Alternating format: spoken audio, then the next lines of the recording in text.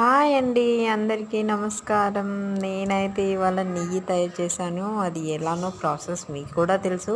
Almost మళ్ళీ నేను చెప్పాలి కాబట్టి పాల మీగడన్నా పెరుగు మీగడన్నా తీసి మనం డీప్ ఫ్రిడ్జ్లో నేను స్టోర్ చేస్తూ ఉంటాను. 1 మంత్కి ఒకసారి 1 మంత్కి ఒకసారి చేస్తున్నందుకు ఇంతగానం అయ్యింది.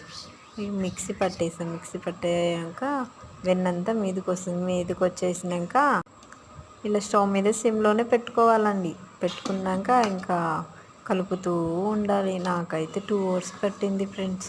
ఇది చేయడానికి తిప్పలు పడ్డాయి.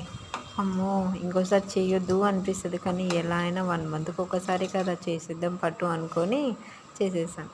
ఇలా అయితే నాకు రెడీ అయింది. అంత పొంగుతూ ఉన్నది. ఇంకా నేను కలుపుకుంటూ అది టీవీ చూసుకుంటూ ఇలా అయితే స్టార్ట్ చేశాను ఫ్రెండ్స్. ఎలా ఉందో ఏంటో.